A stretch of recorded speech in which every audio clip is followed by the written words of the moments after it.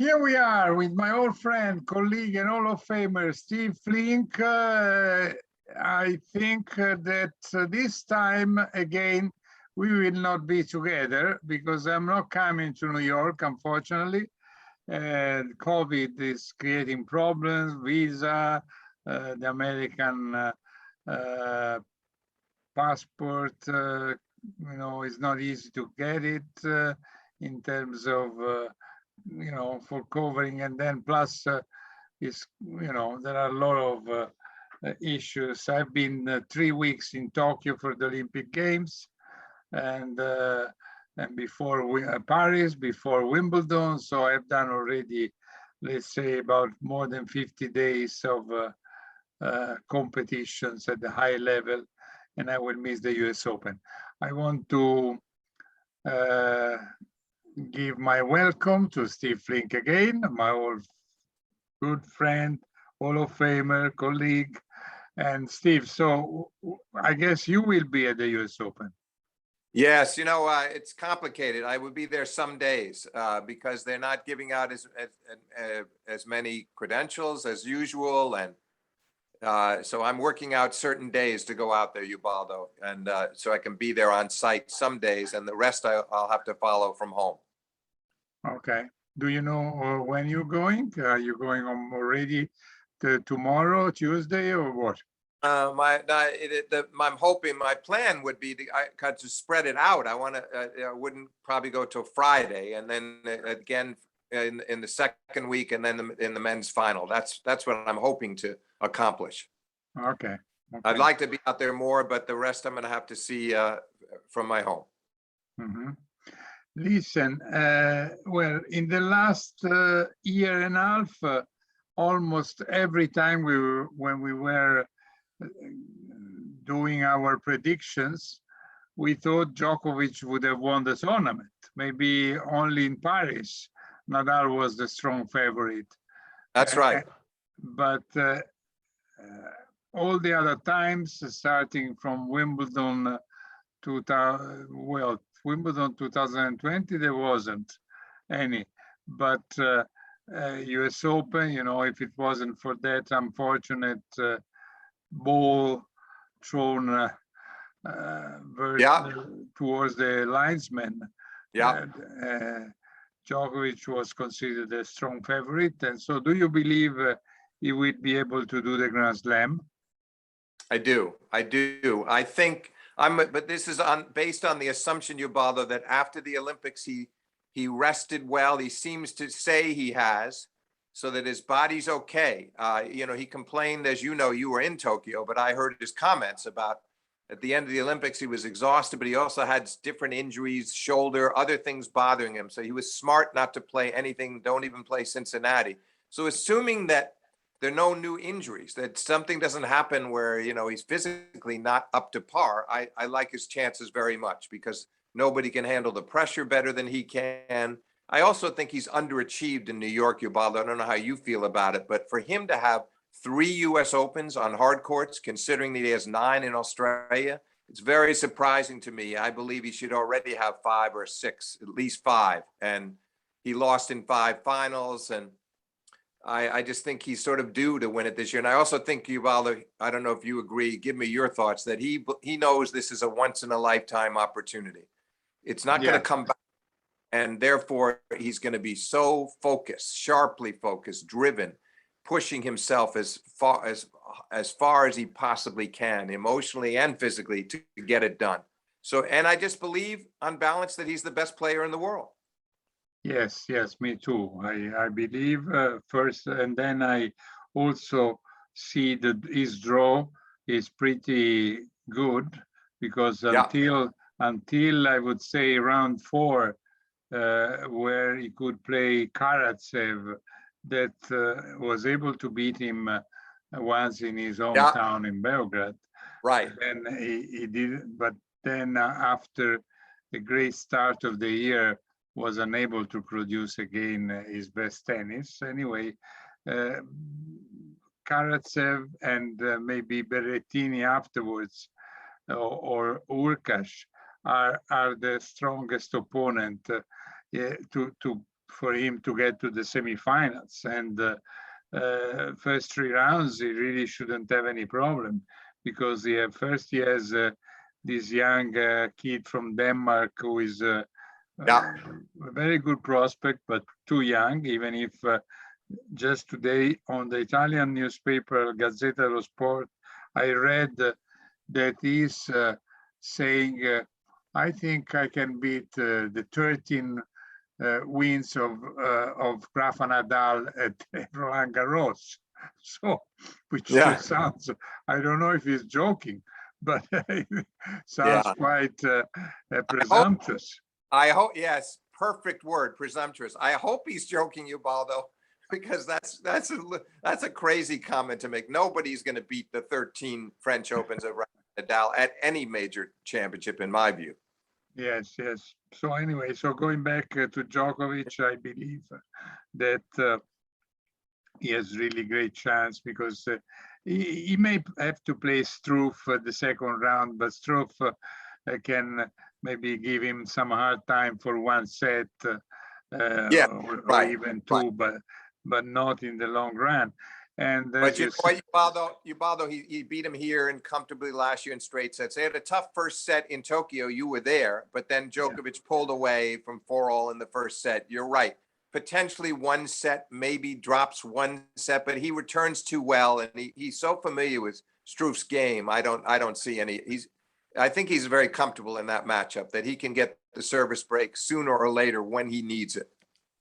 Yeah, and then later on, he may have one of these 4, Nishikori, McDonald, or Goffin. Goffin has been injured recently, so I don't see any of them being really dangerous, even if I like the way McDonald plays. I mean, yes. McDonald you're right. McDonald is a very gritty player from the baseline, and he's persistent, and he's pretty darn good off both sides. So I think they'd have some great rallies, but I think Djokovic would eventually pick him apart. That would be fun to watch, though, I have to say, because I think he has a lot of spirit out there, McDonald. But you're right, that whole section of the draw. What's your impression right now, before we go further? Is Berrettini ready to make that quarterfinal? No, that is really, we don't know, because he didn't play, he didn't go to Tokyo, and he was very annoyed because he said it was his dream to play the Olympics. And so he didn't go because he had sort of pulled the muscle already when he played in Wimbledon against Urkash, when he tried to reach a ball which was useless to reach. I mean, it was not important. It was a point where he should have let the ball go. I mean, in that situation of score, but sometimes you cannot control yourself. You try to reach whatever you can. And then when he played Djokovic in the final, he had a bandage around his thing.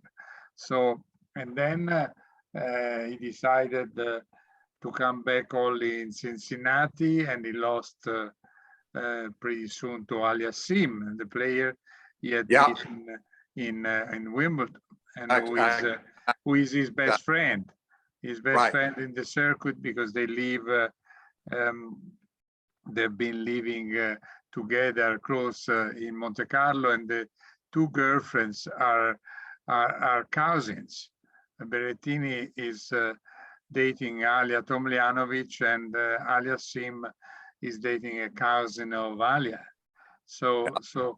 But this doesn't prevent Aliassim to beat Berrettini, or Berrettini to beat Aliassim. So to make a long story short, Ubaldo, just a quick comment though. So if you had to bet right now, if you had to predict, I should say, Berrettini makes the quarterfinal, plays Djokovic, or he doesn't? Well, it's really, we don't know the situation. I don't know the physical. I could answer you this question after at least the first 2 rounds. I would like to see after, if Berrettini has to play first Chardy, and then either another Italian Travaglia or the French Moutet, and there is a possibility that Berrettini would have to play one after the other 3 Italians, because he could play second round Travaglia in case Travaglia beats Chardy, beats Mute. Then Fognini, who could come out of the, of the 4 players, Pospisil, Sandgren, and Ivashka. And it's possible. Then again, in the round of in the 4th round, most probably he would have to play Urkash again, but there is Sonego there, and Sonego has a chance to beat Urkash if Yes, he does. I agree with that. So well, it'll be interesting, Ubaldo. I'm just saying I don't think it's automatic. On the other hand, we look back, it would be fun to see it happen again, because you saw Berrettini playing Djokovic in the quarterfinals of the French Open, and Djokovic was up 2 sets to love and eventually didn't win it to 7-5 in the 4th set. Good last couple of sets, and then the Wimbledon final when Djokovic came from a set down to win in 4, so it would be the 3rd straight major that they would meet.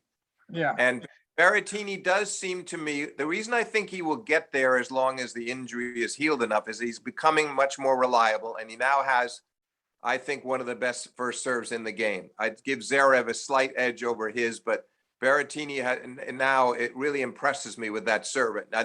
And it was a problem against Djokovic in the Wimbledon final because he's the best returner of them all. But otherwise, Berrettini has a way of serving his way through many, many matches. So I feel like on these courts, on these hard courts, he can do very well and probably will uphold his seeding and play Djokovic in the quarters and lose in 4 sets. Well, okay, you have made everything clear.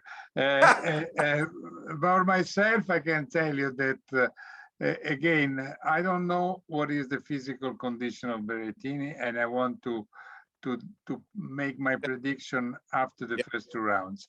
Yeah, that's fair enough.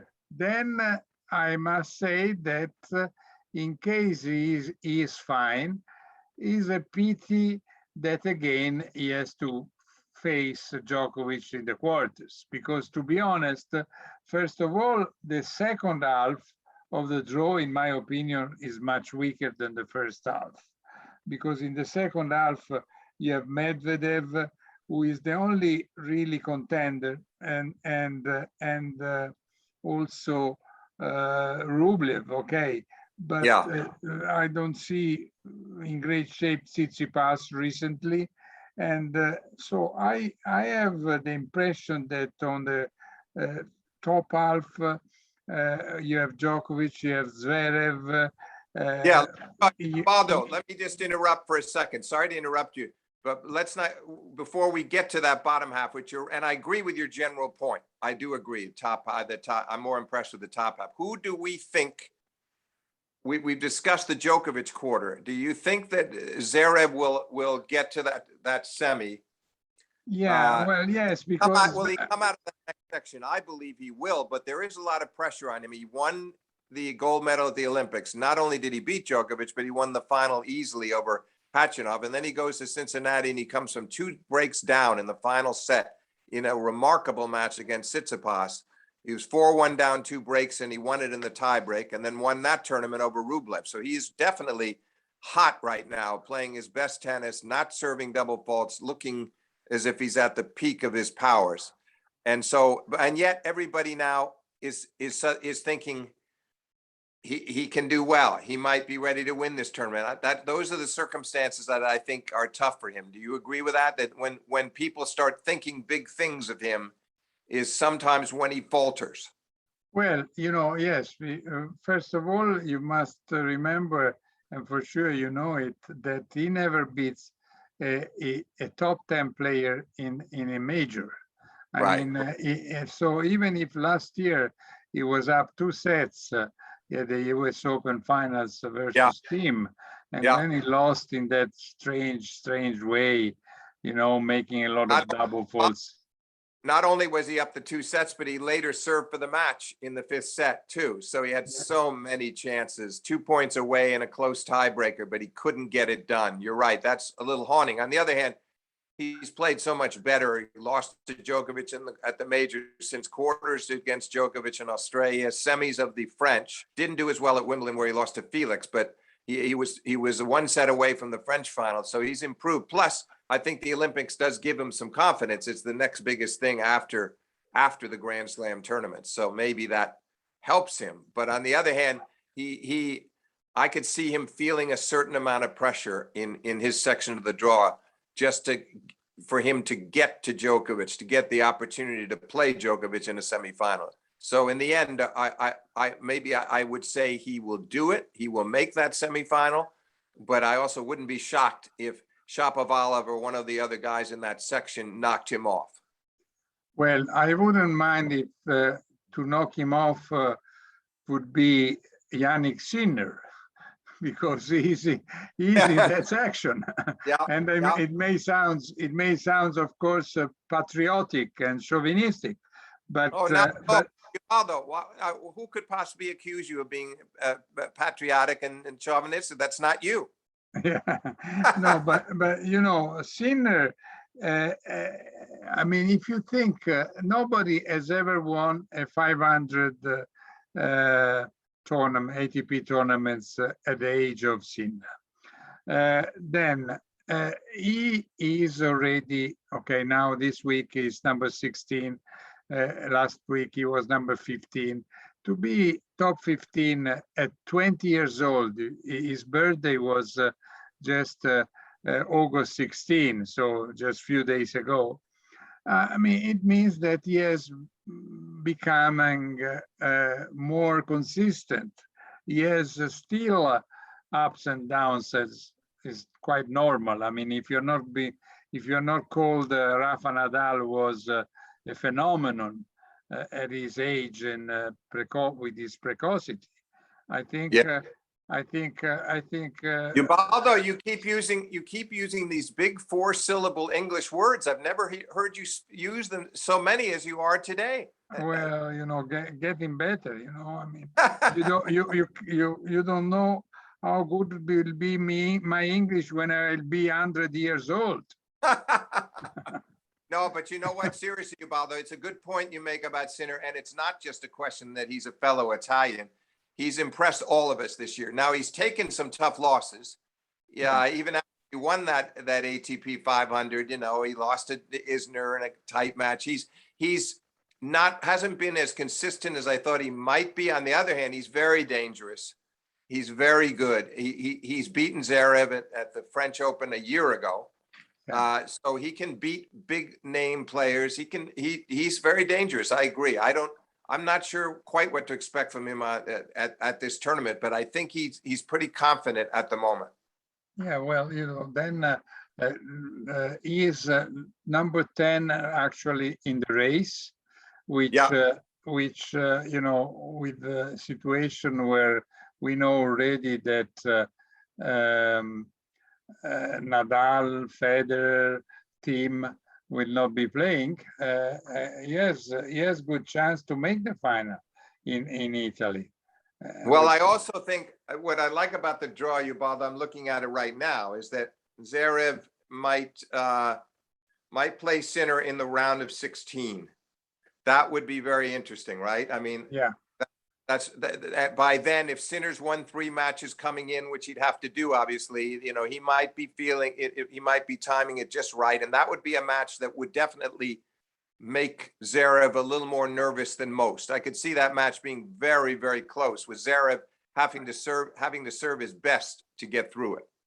Yes, also because the first 2 matches of Sinner are quite affordable. I mean, he has to play Purcell, the Australian Purcell, and then either Cecchinato or Zachary Svajda, who is a young kid who was winning under 18 years old in America, but is still less mature than Sinner. So I believe that he has a good chance to win the first 2 rounds, and then it may have to play either Coria or Monfils or Johnson. But yes, he has beaten still Johnson. all matches that he can win, all winnable matches for him. All right, Ubaldo, if you don't mind, why don't we now go to the bottom half of the draw? Well, we could, I would just, the bottom, I would stay for a second also about Shapovalov, Kashanov, Opelka, Correno Busta. I mean, they are in the top half, but the lower part of the top half. Right, and, now, and Shapovalov is a little bit inconsistent. I was expecting him to do much better 2 years ago when he started to win important matches. And Ubaldo, then, how about even since Wimbledon? We saw, I was going to make the point similar to yours, but he has a great Wimbledon and he makes the semis, and the scores against Djokovic did not do him justice. He lost in straight sets, could easily have won the first or second set, certainly the first set, which he served for. Played a really good match. Djokovic goes up to him in the locker room, tells him and consoles him and tells him what a great future he's got. But then he's had a bad summer. He's been really disappointing in the hard courts and then. So I do wonder about him. Sometimes I think he gets carried away and thinks, if I can take Novak Djokovic, push him as hard as I did in the semifinals of Wimbledon, I can beat anybody. But then he goes out and Tiafoe handled him, and he just didn't play well in either Canada or Cincinnati. And I feel like he didn't build on what he did at Wimbledon. Now maybe he can get going again at the Open. He might, but it's not going to be easy. He might have to play Khachanov in what would be the third round. He might have to play Khachanov third round. That's not going to be an easy match, and this will be an interesting tournament for him. I'm not that optimistic, but on the other hand, he's very gifted. Yeah. I'm curious to see also. Well, that's there is a match between Fritz and De Minaur, which is an interesting first round. And and by the way, Ubaldo, quick comment on that. Neither one of them very confident at the moment. Neither one of them has played that well recently. And therefore, that could be a very close, important match for both of them to try to get their teeth into the tournament and get a win. But you're right. I look forward to watching that too. And I think that one could be very close. And Fritz is disappointed. He started, had been around the top 30 and had some seedings before at majors. And now he has to fight again to get back to that territory. And De Minaur is a fine player, but I haven't been that impressed with him recently. Yeah. Well, we'll see. Let's go to the second half. Okay. And on the second half, which has at the top Rublev playing Karlovic, who is 42 years and doesn't want to quit. He qualified. He won the qualies. And I thought that. I thought that was terrific. I thought it was terrific that he's still willing to do that at his age. I don't think, though, in best of 5, Ubaldo, unless Karlovic, only way he wins that match with scores would be 7-6, 7-6, 7-6. 3 straight tiebreakers, right? Otherwise, I don't see how he does it. Yeah. I don't know. Do you agree with that, Ubaldo? Yes, I agree with you. But I don't know what is going to be the climate in New York in this week also, because sometimes I remember in the past the weather was an important factor at the US Open. I remember, when Millman made a great tournament. Right. With Djokovic, with Federer, and played that quarterfinal. They played under the lights, and both of them were just sweating perspiring right through their clothes, particularly Millman. And how is the weather right now in New York? You know what, Ubaldo? It had been very hot, and suddenly over the weekend here, it's cooled off again. And so most of the week, the weather reports I saw for this coming week could have some rain. It's not supposed to be very hot. There might be one day in the 80s Fahrenheit, but most of them will be in the 70s. So I think it's good. I'm happy for the players, because when it gets really hot, when we start getting into the 90s, and as you know, Arthur Ashe Stadium, since they put the roof up, it gets very hot in there. The air circulation is not that great in the stadium now. So that's one of the reasons why you mentioned Millman. It's one of the reasons they were playing at night, but it was still really difficult conditions. So I think the players may be lucky that And they then don't have. Djokovic doesn't like at all to play when it's very hot. No, he doesn't. No, Djokovic suffers a lot in Tokyo. he does. He first of all, he lobbied against the organization, saying that Yeah. they wanted the match to start not before 3 o'clock in the afternoon, and he Right. was right. There was no reason to play so early and at noon when they could have finished the matches quietly with the lights. Right, right. Still, after he won the first set versus Zverev, after the beginning of the second set, when he was one break ahead, he lost 10 games out of 11, something like that. In a row. First he lost 8 in a row and then 10 out of 11. That's right. That was very strange. 6-1, 3-2 he led. That hardly ever happens to him. Do you think that was the heat, Ubaldo? Well, there was also the heat. I mean, there were different situations, but probably the heat of the previous days had some consequences. Then he said he had some physical problems without specifying too much about them. Right. And, no, he'll be happy about that, but not just Djokovic. I think, frankly, all the players would rather play in the conditions that are being predicted, where it's not too hot. I think they're going to, who knows what the second week will be like, but in the case of Djokovic and some of the other leading players, they can almost, well, there's a good chance they could play a couple of night matches the second week if they're lucky. So, yeah, and then also Medvedev in Tokyo had been suffering a lot for the heat. Yes. He wanted almost to quit. Yes, I think he was supporting Djokovic in the stance of saying, let's schedule the matches later, right? And then, of course, almost everybody, even Zverev, was honest to admit that Djokovic had made a good job. So sometimes we must accept the fact that Djokovic is taking some positions. Yes. I mean, you may disagree with him. I mean, when he and Tsitsipas, in a way, say that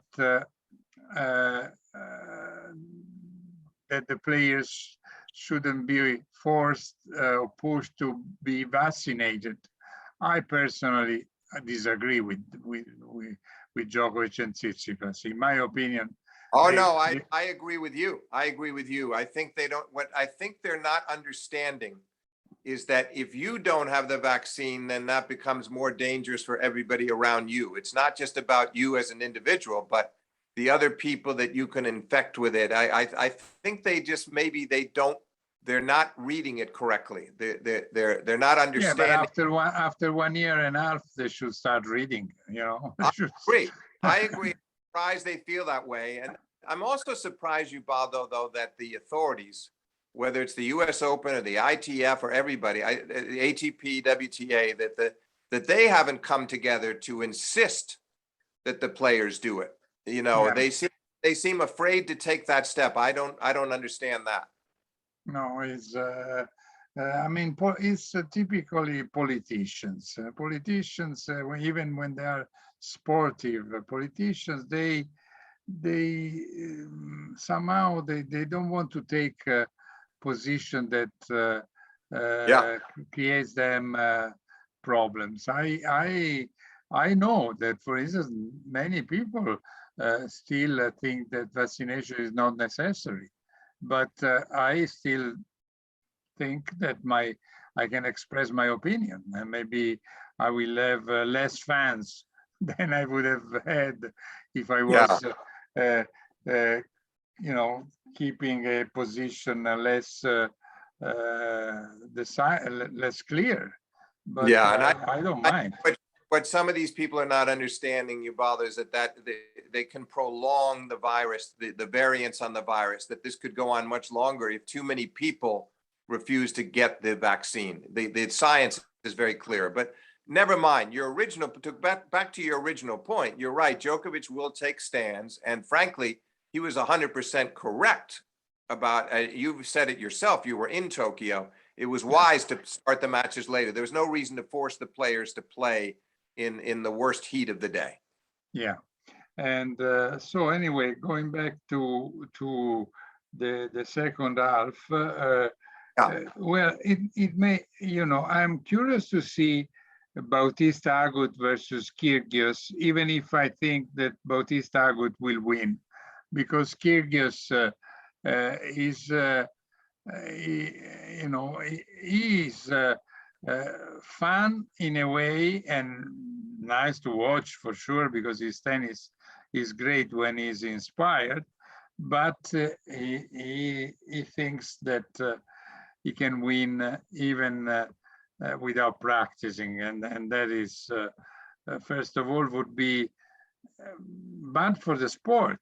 If someone would be able to win against those who work hard just because he's better, that would create a bad image for tennis, for the sport.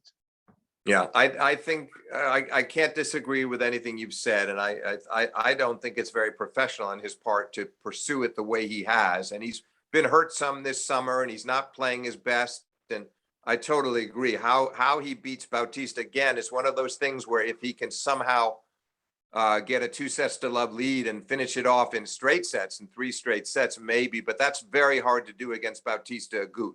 And then once Bautista Agut even gets to 1-set-all, and the number of balls that he's going to make Nick hit, he's going to force him to rally. He's going to force him to dig deep physically. And in the end, I think Bautista Agut is, and he also, Ubaldo, is a very good returner. So I think even though and I don't think Kyrgios is serving as big as he used to, as consistently as he did in years gone by. I haven't seen the evidence of it, that he can keep that up. And unless he can do that, Bautista Agut will win that match. But it'll be entertaining. It will be entertaining. And what do you expect about the match between Tsitsipas and Andy Murray? I think Andy Murray might grab a set, Ubaldo. I don't see him staying with Tsitsipas over best of 5. And if he were playing him in Cincinnati or Canada, maybe in best of 3, he somehow can get through it in 2 straight sets. But I think Tsitsipas, you mentioned earlier, I know he hasn't been that great since the French Open. He lost to Tiafoe in the first round of Wimbledon, but in the 2 hardcourt events, he was in the semifinals of both. And Riley Opelka beat him in the first one up in Canada, and then he lost that match to Zverev in Cincinnati from 2 breaks up in the final set. So I don't think he's playing badly, and I think he's well prepared. And Andy, the signs to me are that Andy is just not up to this level physically anymore to be beating top players in a best of 5 set match. So I would pick Tsitsipas in 4 sets. What's your call? Probably Tsitsipas in 3. Okay. Probably, Okay. Yes. Fair. And then going down. Okay. Well, should we expect a semifinal, a Russian semifinal, Rublev versus Medvedev? Because who can beat Medvedev? Between Ruud, Isner, and Schwartzman, I don't see any of them. Schwartzman would be the one that he would least like to play, because he's so persistent from the baseline. He's fast. He extends the rallies. He forces Medvedev to be aggressive. I could see potentially that one, but not likely. I think it's more likely that he gets through the section that you're talking about. His quarter of the draw, I like his chances. The semi is, you never know. The semi could be Tsitsipas again. It could be a rematch of the French Open where Tsitsipas, who had been dominated by Medvedev in the past, including at the Australian Open this year, where he beat Medvedev, was a big win for him. And I'd like to see them play again. Frankly, I think we will see them play again. Even though Rublev is in that quarter with Tsitsipas, I still like Tsitsipas's chances to reach the semi and play Medvedev. What are your thoughts on that? Yeah, yeah. Well, I don't know, because I am curious. I still don't understand very much if Aliassime is really competitive at the high level, because he gets to when he go to the finals, he always lost them. But sometimes he is capable to be the strong player, and he could possibly find a good day against Rublev. Yeah, good. I agree with that. It's possible. But Mm. either way, I still think Tsitsipas would beat Felix as well. That's just my feeling right now. And they just played over the summer here on the hard courts. I think Tsitsipas is well prepared. He's had that was a difficult loss to Zverev because he thought he should have been in the finals, and maybe he would have beaten Rublev in the final and taken the title. So that was a big loss to Zverev in Cincinnati. On the other hand, he's playing consistently and he's very well prepared, having 2 semis. So I see him coming through to play Medvedev in the semifinals. Maybe that's what I'm rooting for, because it's the match that is most appealing to me on that side of the draw if they would meet. Sure. Maybe you're right. I was just, we were mentioning before Karlovic, 42 years old. And before then, I said that the second half of the draw seems to me much weaker compared to the first one. Also because of course, when there is a Djokovic, when there is a Zverev, you already have some kind of disbalance. So then you have Father, just a quick comment about that. Do you remember who you and I predicted? We both were wrong, but we predicted, and I think with good reason, we thought Zverev would be in the final of Wimbledon against Djokovic. Yeah. And I think if he'd been on the opposite half here at the Open, we could have maybe gotten a Djokovic-Zverev final here instead of having them potentially meet in the semifinals. I'm a little sorry about that. I think it could have been maybe the best way to end the tournament would be to see them play, especially after what happened to Djokovic at the Olympics. But just because I think the Djokovic-Zverev matches are entertaining and well played almost all the time. And that would have been the most intriguing final to me, would have been Zverev. So I wish he had landed on the other half, but he didn't. So yes. While in this half, Steve, maybe you and me, we could have played, because there is Karlovic is 42. Then you have Tsonga, who is playing Rude. You have Andy Murray, who is playing Tsitsipas. You have Isner, who is 36 or so. Then you have Gasquet, also is another one, 36 or so. Yeah, there are so many old players. I mean, Andujar, Cilic, they are all in this half draw. I mean, Lopez. Ubaldo, I tried to get you a wild card. I spoke to they gave it serious. They wanted to give me, but they didn't give me a visa. I had the wild card, but without the visa, I couldn't come. But Feliciano Lopez. I mean, they're all there, and it's funny. I mean, in a way. So that means that many players, Anderson is there. So so many young kids will take advantage, I think, of this situation. But then, speaking of young, Ubaldo, interestingly enough, we have Cameron Norrie, who is seeded 26, would play Alcaraz, the Spaniard, who's very promising. So we got some youth on that side of the draw too. I'm glad he's in there amidst all these guys that you mentioned who are in their 30s. But that'll be a good first rounder, don't you think? Yes. I mean, I'm interested to see Alcaraz, even if I think he's still young for the hard court. Yeah, he's young, but he's dangerous and he's getting better fast. And that won't be an easy match for a Norrie to win. Not easy at all. No, you're right. Listen, so, well, I think we can switch and go to the ladies. Well, Well, just quickly before we go to the ladies. So in the end, Ubaldo, would you go along with that the form holds up? Djokovic over Zverev in one semifinal. And then yes, I might pick Tsitsipas to beat Medvedev again, like he did in Roland Garros, but lose to Djokovic in the final. How do you see it playing out at the end? Just curious to get your thoughts. That's how I would see the tournament ending. Djokovic over Zverev in 4, Tsitsipas over Medvedev in 5, Djokovic over Tsitsipas in 4. yes. I don't know about Tsitsipas with Medvedev. I think Medvedev seems to me more solid, to be Okay, honest. so you're gonna how many? Okay, But at the Well, same time, Ubaldo. yes. No, sorry to interrupt. So how many sets for Medvedev over Tsitsipas? 4 sets? Yeah, but even 5. Even 5. Okay. So Even you see 5. Medvedev in the final, and when the Djokovic Zverev, what do you see that? Djokovic in 4? Yes, I think Djokovic, maybe also him, he could win in 5. But to be honest, personally, I am curious to see Djokovic versus Berrettini for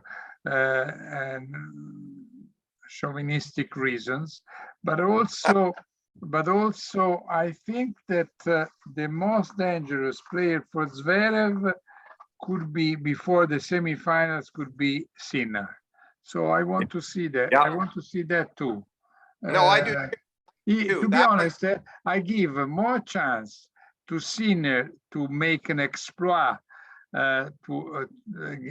against Zverev than to Berrettini against Djokovic. In my opinion, there is, even if, Berrettini has shown to be more solid, made better results, semifinal US Open, as you said, lost only to Djokovic in the main major tournaments recently.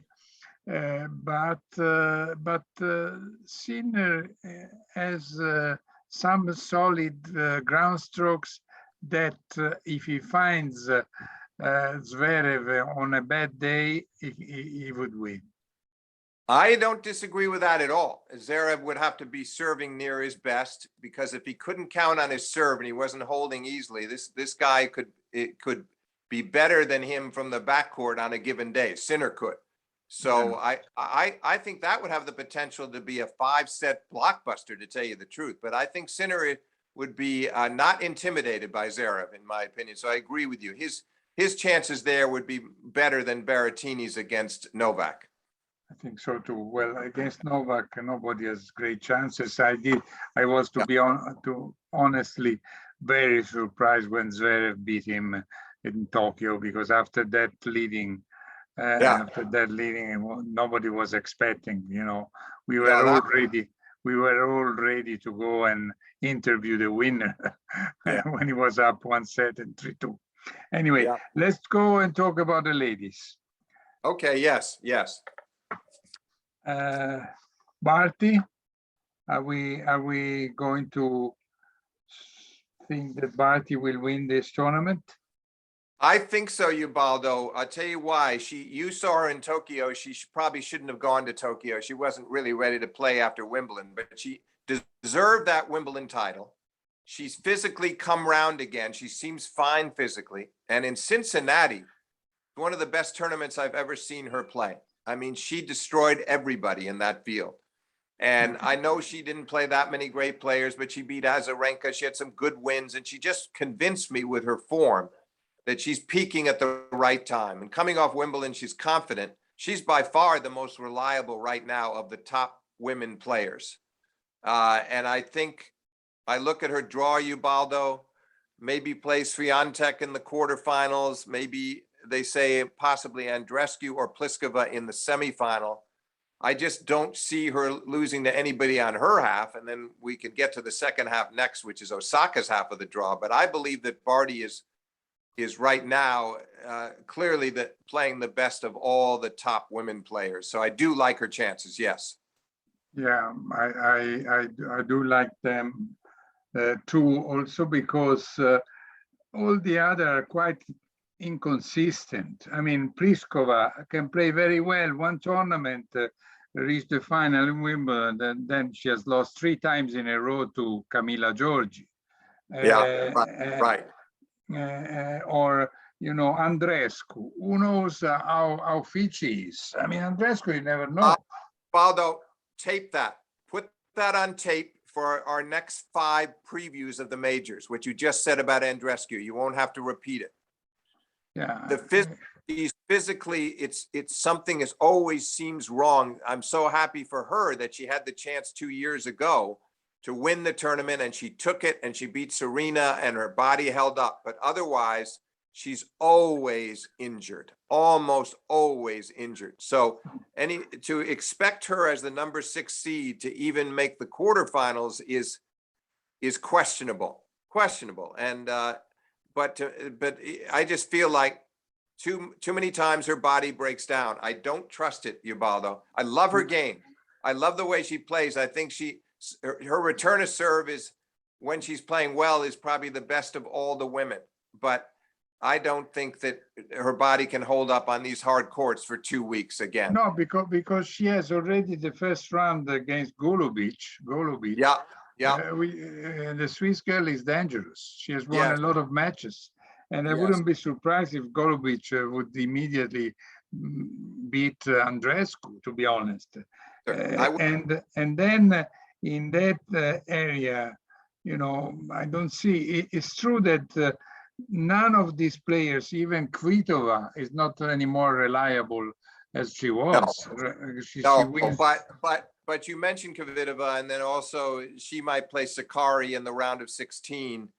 But these are all people that are in Andrescu's section, and nothing is going to be easy for her in that quarter, just to even get to Pliskova in the quarter. So I think we share the same view, and I feel badly that that's my viewpoint, because Andrescu, when she is physically right, like she was at the Open 2 years ago, she's a joy to watch. She's smart. She's resourceful. She returns serve beautifully. She uses the whole court. Great ground game, variety. She has it all. Power. Yeah. But you just don't know when the next injury timeout is occurring. Yeah, yeah. And then I think a good player is also the Spanish girl Badosa. She was unlucky. She was unlucky in Tokyo because she had to retire, but she plays well. She's better than her ranking, in my opinion. And no, I agree. And maybe she's more dangerous than Pavlyuchenkova. At the moment, she is. At the moment, I agree. So, but either way, I just feel like I feel confident about Barty getting out of that. Well, I feel confident that she'll win the tournament, but I certainly don't see anybody on her half. If she loses, I think it has to be a player on the opposite half of the draw. I just don't see it happening to Ash Barty on her half. No, there was Bencic who won Tokyo, and sometimes she plays well. Yeah. She can be dangerous, but while Brady, she was consistent because she played the final at Australia. She was in the semi-final at the US Open last year. Right. But I don't see her able to beat Barty, to be honest. No, and she's coming off an injury recently. She hasn't been that healthy this summer. I hope at the Open that she is, but I don't know if she's prepared right now to play Ubaldo the way she did to make the semis of the Open last year and the finals of the Australian, losing both times to Osaka. I don't know if we're going to see the same Jen Brady this time. Now, you mentioned Osaka. We can go down to the second half, where I think it was supposed to be Serena Williams, because I see Svitolina is being 5 seeded. She's up there, and that would have been the position of Serena if Serena was able to play. But again, she has not been, and Serena, Federer, Nadal, Scanagatta, none of them are at the US Open. Well, I think you're being unfair to Scanagatta. He has reasons. He has different reasons. Anyway, no, apart from these stupid jokes, but I mean, Svitolina is a good player. I thought that she could have won the Olympics because she has a sort of complete game. But then she's not consistent enough. I mean, but she But has a good, Ubaldo, she just won a title this past week, so that gives her some confidence too. yeah. She's in the same quarter as Osaka. If it all works out, Osaka is seeded 3 and Svitolina is seeded 5, and they would meet in a quarterfinal, which would be very interesting. Well, in that area, there are quite a few players which Yeah. you have to consider because there is Coco Gauff, Yes, there is yes. Angelique Kerber, there is Simone Halep. Even if Simone Halep, first of all, she has to play Camila Giorgi, and it will not be easy because Halep lost 2 times of the last 3 years in the first round, and Yeah. once in the second round. So and 1 year she didn't come to play New York. So in the let's say in the last 4 years she didn't make any good results, and plus she has been injured. So I'm not. That's important to you, Baldo. The coming off the injury does not help, and I agree. But just to get back to your earlier point about Coco Gauff and Kerber, they could meet in the 3rd round because Gauff is seeded 21, Kerber 16, and whoever would win that match could cause a lot of trouble the rest of the way. Now at Wimbledon they met, and Kerber was able to win. So she used all of her experience and her match playing acuity to get through. And I would love to see them meet again at the US Open to see if Coco had learned anything from that match and could beat her this time. But Kerber's in pretty good form, and so is Coco. So I want to see that 3rd round match. Well, when we say that Barty is the strong favorite, we shouldn't forget that Naomi Osaka was the winner of the last US Open, and Osaka, yep, on our court is probably the best player when she plays well, if she doesn't have mental problems. And yeah, and these mental problems, I don't know if how long they will survive. Ubaldo, I agree. However you want to characterize it, she's admitted that she's suffered from depression.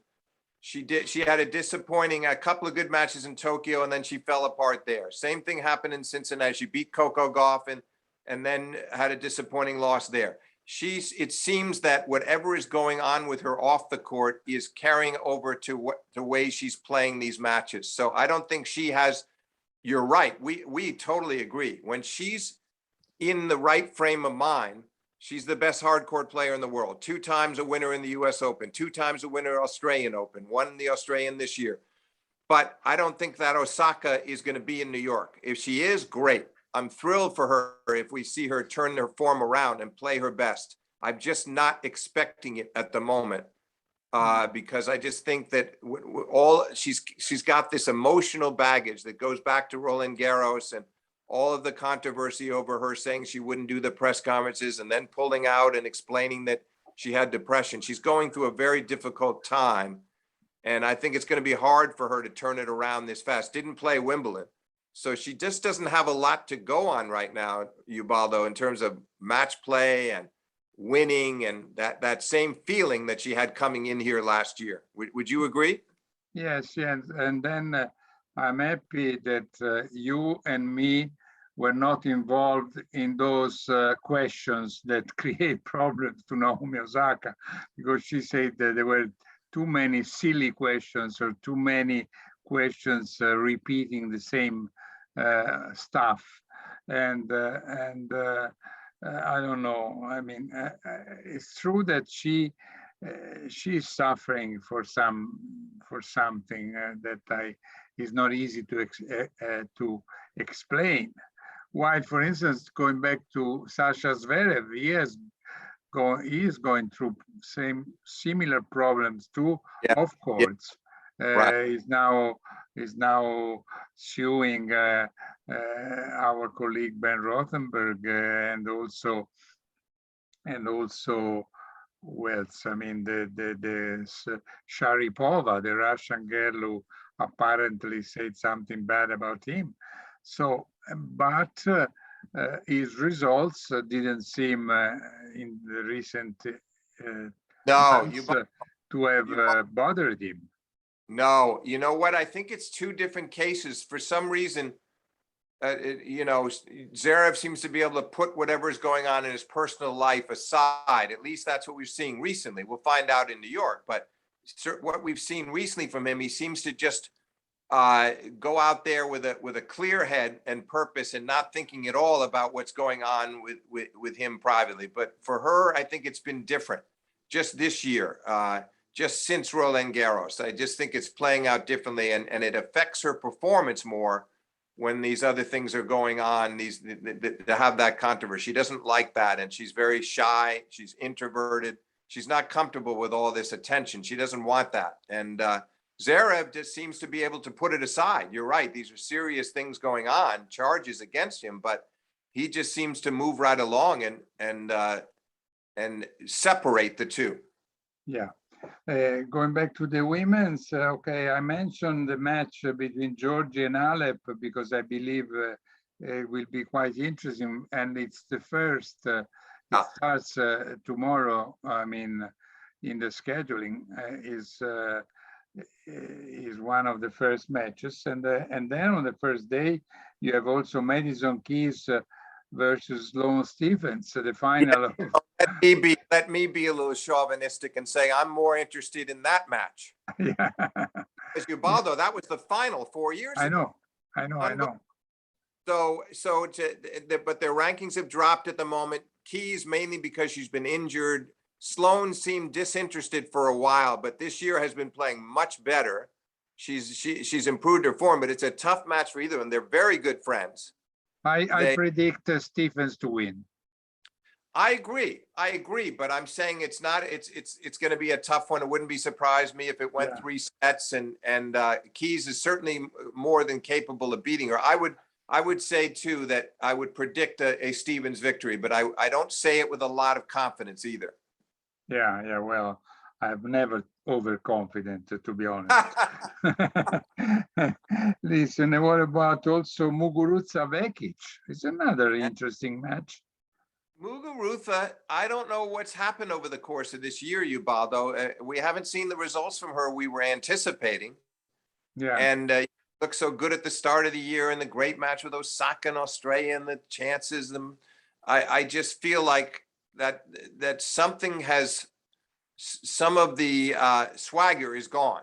She was conducting as she looked like the old Muguruza who was winning majors, and I'm not seeing that from her right now. I hope she can snap out of it, because when she's playing well, she's one of the most exhilarating players to watch in women's tennis, in my view. I love it when she's playing well, but I haven't seen it for quite a while.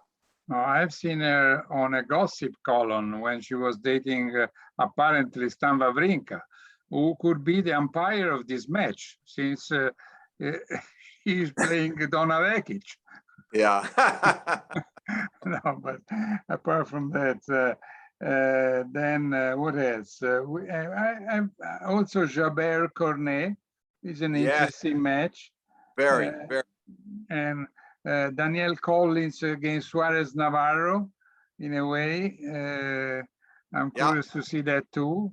Collins won a tournament in Palermo, and 2 years ago I saw win in Palermo by Teichmann, and I thought that Teichmann was pretty good player. Then she didn't do much, and then suddenly this year, now recently, she's capable to beat the top players and get to the finals. Yeah, absolutely. No, she's going to be one of the ones to watch at the Open. Listen, although I'm predicting Barty, I still think, if for some reason something went wrong, which I don't expect, that there are 7, 8, 9, 10 players that could still come through. The women's game is these days is very unpredictable. There's a lot of parity at the top. So it's a hard tournament to call. Frankly, Ubaldo, I don't know who to pick to come out of the bottom half of the draw. I like pretty confident about Barty on her side, but on the bottom, I don't know. We haven't talked about Sabalenka, who's seeded second. Yeah. And I think, she had a really good Wimbledon before losing to Pliskova, and we thought she might win it there. And she could have potentially won Wimbledon, but couldn't get through the Pliskova match. And I think that, the problem with her, she's very emotional and very streaky. She's streaky is the big problem to me, is that she plays brilliantly in patches, then can make a lot of errors. She's a very adventuresome player. So when she's on, she can blow a lot of people off the court. But then there's these stretches where she makes far too many unforced errors and beats herself. But I think she's fully capable of coming out of that half of the draw to make the final. And she's had some very good matches with Ash Barty this year. So I think that would be an appealing final if we got it. Yeah. Well, then don't forget the Canadian Open was won by Camila Giorgi. Yeah. And, how could I forget? I mean, she has beaten 13 top 10 players, but she has never been better than 26 world ranking, which is almost unbelievable, because she has beaten also 30 top 20. So she has, but then she can lose to really anybody.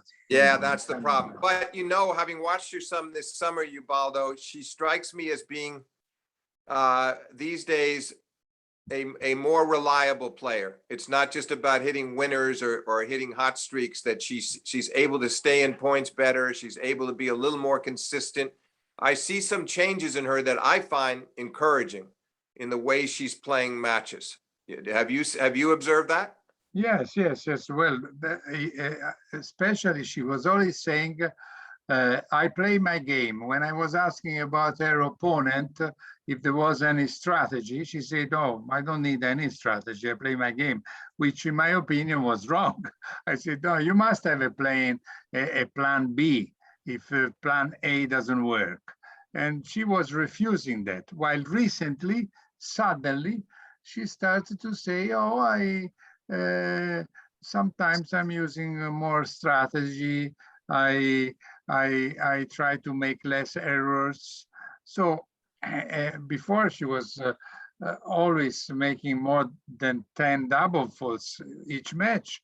And then at Canadian Open, when she played, don't remember if it was against Pegula or another player, she didn't even make one double fault, which was a great, unbelievable news for me.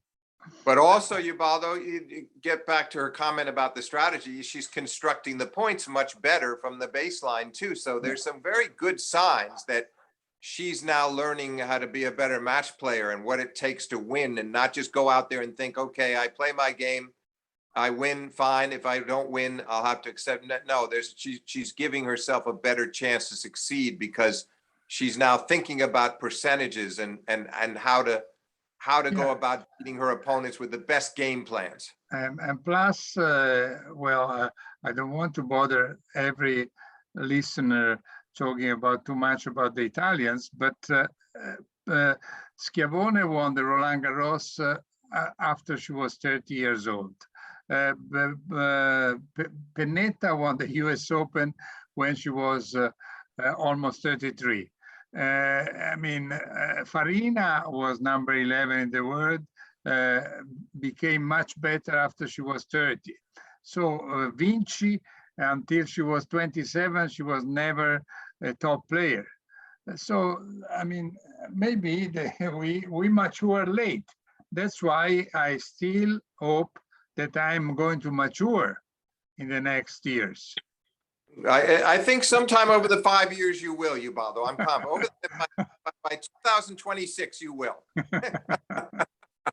Listen, as usual, we were supposed to do maximum 40 minutes, and we start talking and talking, and we will never stop, because we are two old tennis lovers who would talk about tennis the whole night. For me, it's already the night. It's when we are talking. It's 1 o'clock in the morning. And but I love so much to talk with you and discuss and doing our wrong predictions that I enjoy it, and I hope you do it too. Oh, every bit as much as you do, Ubaldo. It's always a pleasure, and the time goes by fast. And you're right, neither one of us knows how to shut up, but that's not a terrible thing. It just shows we enjoy ourselves. Okay, listen, so thanks a lot to Steve Flink, my old friend, colleague, and Hall of Famer, and we will maybe arrange an appointment at the end of the first week to see what's going on. So we will have better ideas, who is in shape, who is in form, and who wasn't. Yeah, that'll be great, Ubaldo. You just let me know, and I look forward to it. Okay. Ciao, ciao.